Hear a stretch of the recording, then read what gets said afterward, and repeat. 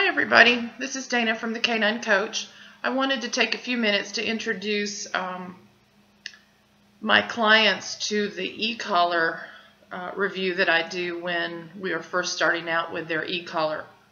We cover a lot of information pretty fast, and I just want to take a few minutes to make sure we go through all that again so you have this as reference and don't get stuck with questions that could easily be answered. So nothing replaces reading your manual, so I encourage you to do that, but just wanted to take a few minutes to walk through it with you directly. So a couple of things to start. Remember, the collar and the transmitter each have a red dot. So red dot connected to red dot turns the collar on. So now this collar is blinking green, and if I can figure out how to, oh, there we go. It's like looking in a mirror. It's backwards.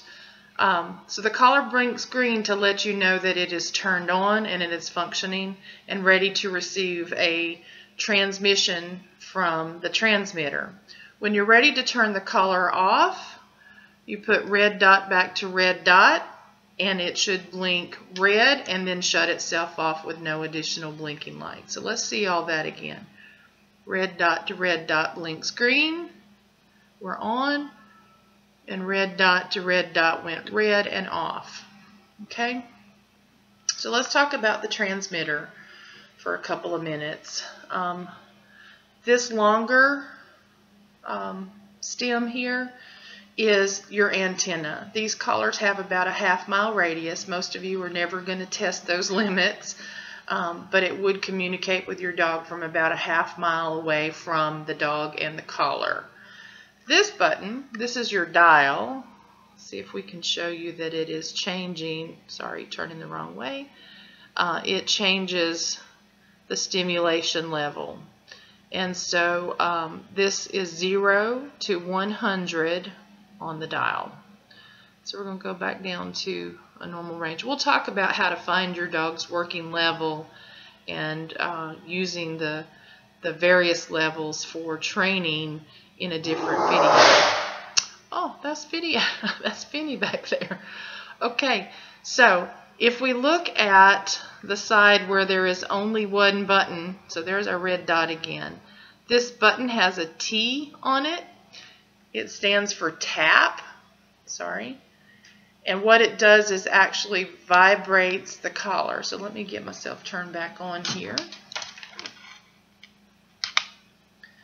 So when we press the T button, the collar vibrates. You'll see it blink red to let us know that it's doing something. Okay, so as long as I hold that button down in continuous mode, we'll talk about that in a minute, it will keep vibrating the collar. Okay? Many dogs are more opposed to the vibration than they are to a low level stimulation because the whole box vibrates, and it's a little more can be a little more stressful to them than just the quick stimulation that happens with the prongs. Okay? So looking at the other side with the two buttons, you have an S button and an S button. They stand for stimulation. So it depends on the mode that you're in. So right now you can see that I'm in continuous mode. Alright, so if I press and hold the top button, let's see if I can do this, press and hold the top button here, we will get stimulation. So this would actually be connecting the prongs to the dog and giving a stimulation as long as I hold that button down. You see the red light showing me that they are communicating with each other, and how long that stimulation is based on how long I'm holding the button. This will power itself off. It'll shut down the stem if I were to hold that button for more than 10 seconds, but we never really are going to do that. Okay? If we are in a stimulation that feels like it needs to be that long, we've not done a very good job at helping the dog understand what the stimulation is about and what they need to do as a response to it. Okay, so you can see I'm in level 6 here in continuous mode. The red button, sorry, going the wrong way again, red button here, if I press and hold the red button, watch the dial, red button pressed, it pops up to 13. Watch again, 13. So this red button becomes a boost button. And we can program how high that boost is. So right now we're set to, I guess that was about 7. 6 to 13 would be about 7 points on the boost. You can program that anywhere from 0 boost to a significant boost if you need it. And of course the boost would be used to get a quick, bigger response without having to manipulate the dial on the fly. Okay? So we talked about the continuous mode, and I'm going to put us in momentary mode. Let's see if I, wow, this really is backwards. Okay, we're in momentary mode. See the M? There we go, M.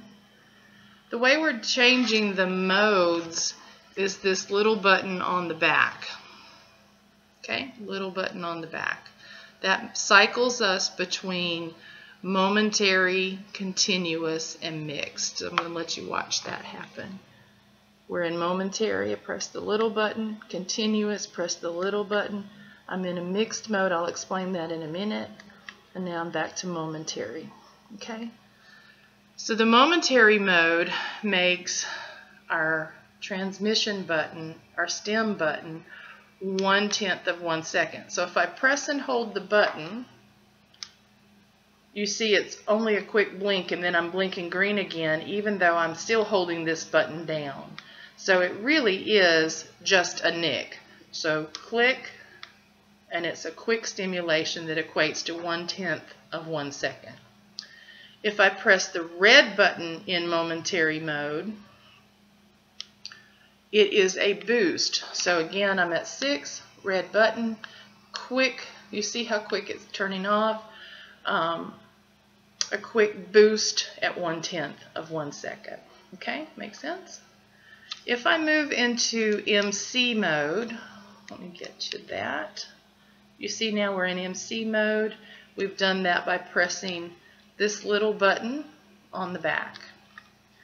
MC mode changes the game on us a little bit and makes our top button nick or momentary, and it makes our red button continuous, right? So watch, press and hold, it's not going to boost up, right? So press and hold, I'm in continuous, press, and I'm in momentary. So this is the mixed mode, M and C, makes the top button nick and the red button continuous. There is a way to boost out of this mode, but it's a little more difficulty, trying to coordinate the timing of the click of the two pieces, so we're not going to worry about that right now. Okay? Okay. So back to the back of our button, our transmitter. The middle button here turns this transmitter on and off. So I'm going to press and hold the middle button on the back, and we've turned off. If I press and hold the middle button on the back, I have turned the transmitter back on. So you have to turn the two pieces off independent of each other. So red dot to red dot turns the collar on and off. Middle button on the back turns the transmitter on and off. There's also a nice little feature that I like because my backyard is super dark.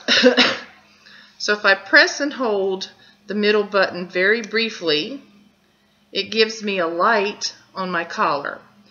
If I press and hold that button very briefly again, that light moves from flashing to continuous. Quick press and release, and I've turned the light on, but the collar is still functioning. So love the light factor. And it helps me find my dogs when they're out in the dark, and is also helpful when we're out walking at night so people can see us as well. Okay. The charger, there is a charger probe here on the collar. Sorry, going the wrong way again. Collar charger.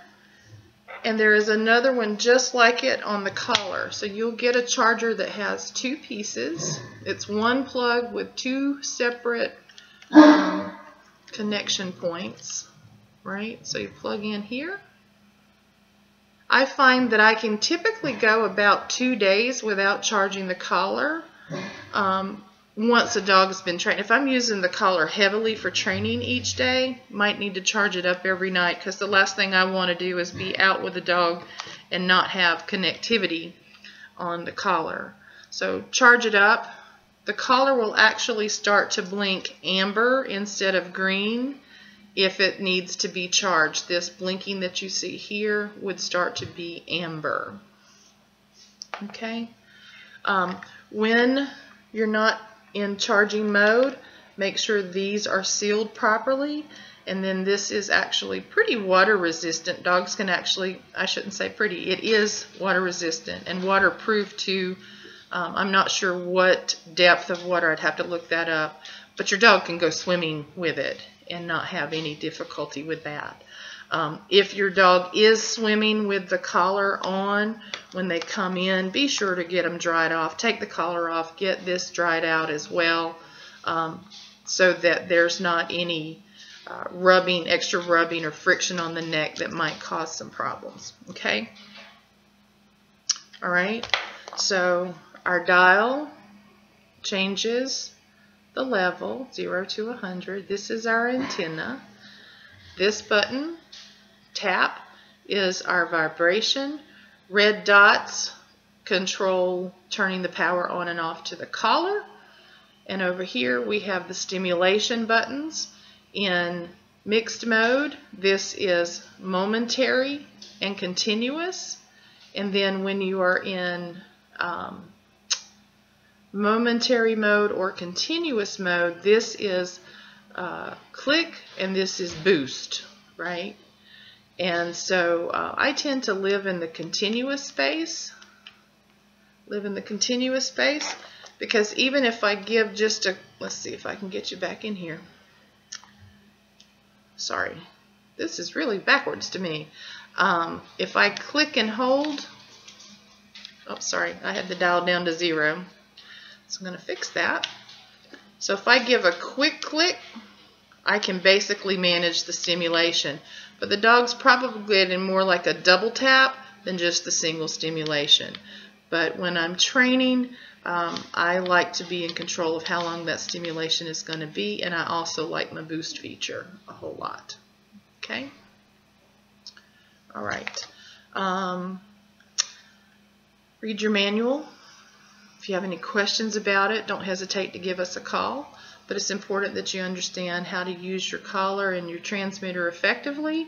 And in our next video, in a day or two, we will talk about how to find your dog's working level, how to manage the dial and make sure we're getting the right response out of the dog, fitting the collar to the dog, and that sort of thing. So, good luck. If you have questions, you know where to find us. And we look forward to talking to you soon. Have a great day.